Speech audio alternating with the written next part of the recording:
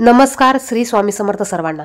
पहा, दत्त जयंती जवळ आली आहे आणि दत्त जयंती निमित्त आपण कोणत्या ना कोणत्या सेवा करत असतो.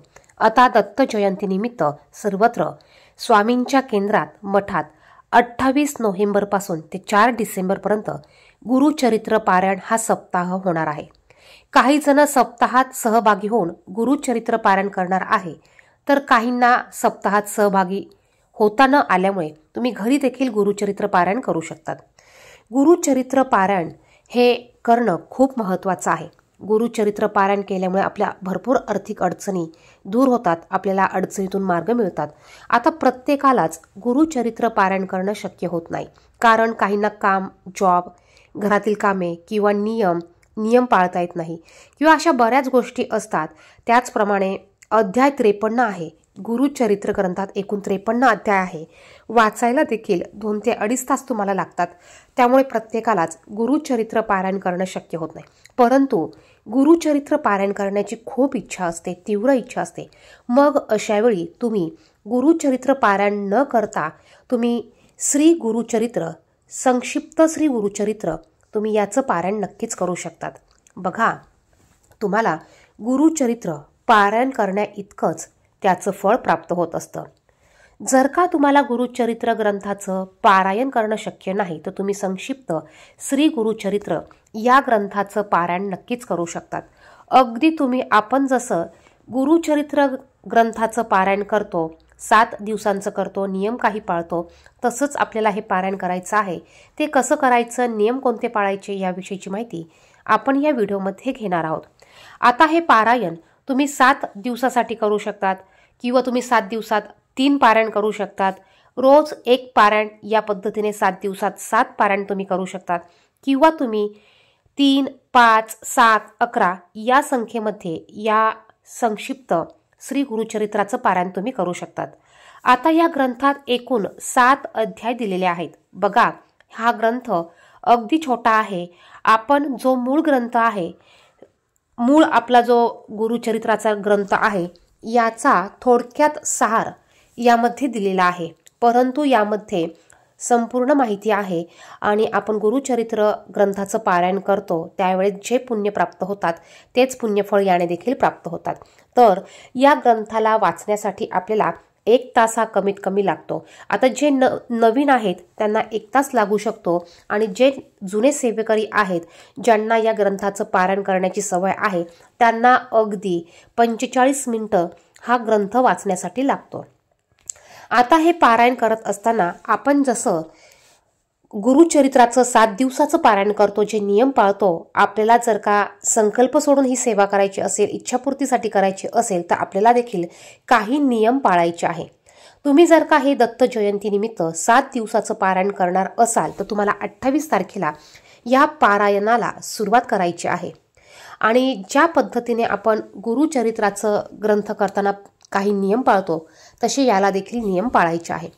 हे पारायण करत असताना तुम्ही पहिल्या दिवशी संकल्प सोडून हे पारायण सुरुवात करू शकतात किंवा संकल्प न सोडता तुम्ही स्वामींसमोर बसून प्रार्थना करून देखील हे पारायण तुम्ही 7 दिवसाचं करू शकतात. यात 1 ते 7 अध्याय आहेत आणि ते तुमचे 1 तासात वाचून पूर्ण होत असतात. रोज तुम्ही 1 ते 7 अध्याय वाचून 1 पारायण करू शकतात.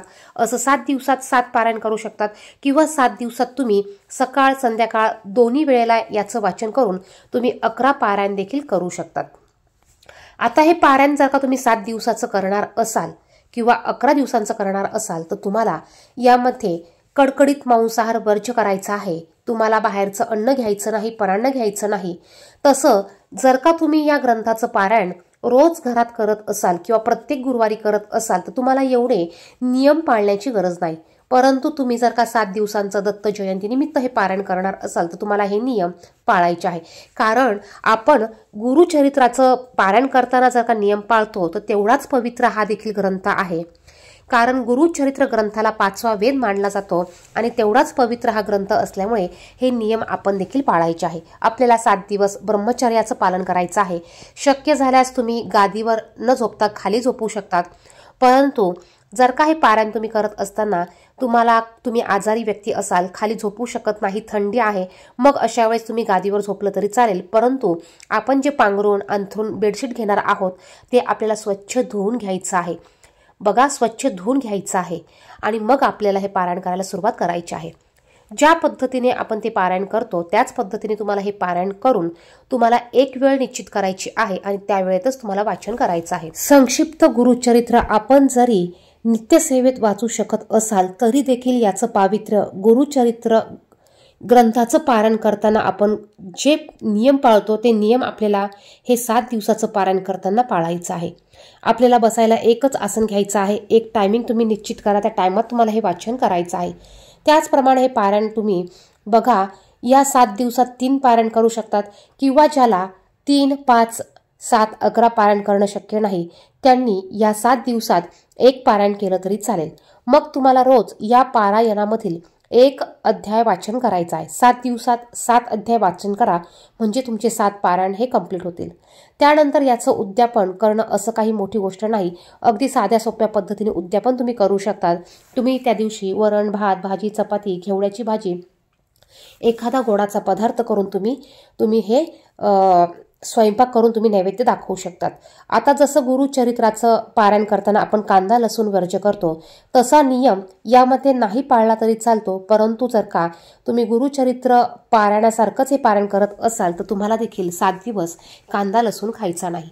आता हे पारायण आपण कधी करू शकतो आणि कोण करू शकतो, तर हे पारायण स्त्री, पुरुष, मुलं, मुली अगदी ज्याच्या मनात येईल ते करू शकतं. त्याचप्रमाणे हे पारायण कधी करायचं, मग दत्त जयंतीनिमित्त तुम्ही आत्ता हे पारायण करू शकतात. त्याचप्रमाणे तुम्ही प्रत्येक गुरुवारी हे पारायण करू शकतात, एकादशीला करू शकतात, पौर्णिमेला करू शकतात किंवा तुम्हाला जेव्हा वाटेल त्यावेळेस तुम्ही हे पारायण करू शकतात. तुम्हाला वाटलं प्रत्येक महिन्यात 7 पारायण करायचं तुम्ही करू शकतात. तुम्हाला वाटलं प्रत्येक महिन्यात 1 पारायण करायचं तुम्ही करू शकतात. तुम्हाला वाटलं प्रत्येक गुरुवारी पारायण करायचं तुम्ही करू शकतात.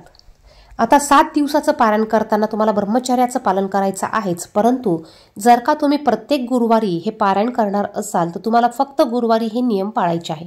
गुरुवारी तुम्ही पूजा मांडणी करा, हे पारायण करून घ्या. त्या दिवशी नॉनव्हेज खाऊ नका, घरात मांसाहार करू नका, कांदा लसूण वर्जित तुम्ही स्वयंपाक करा आणि त्या दिवशी तुम्हाला ब्रह्मचर्याचं पालन करायचं आहे. तर या पद्धतीने आपण हे पारायण करू शकतो. हा ग्रंथ तुम्हाला तुमच्या जवळच्या कुठल्याही दिंडोरी प्रणीत स्वामी समर्थांच्या केंद्रात देखील मिळेल आणि जिथे पूजेचं सामान मिळतं त्या ठिकाणी देखील तुम्हाला हा ग्रंथ उपलब्ध होईल.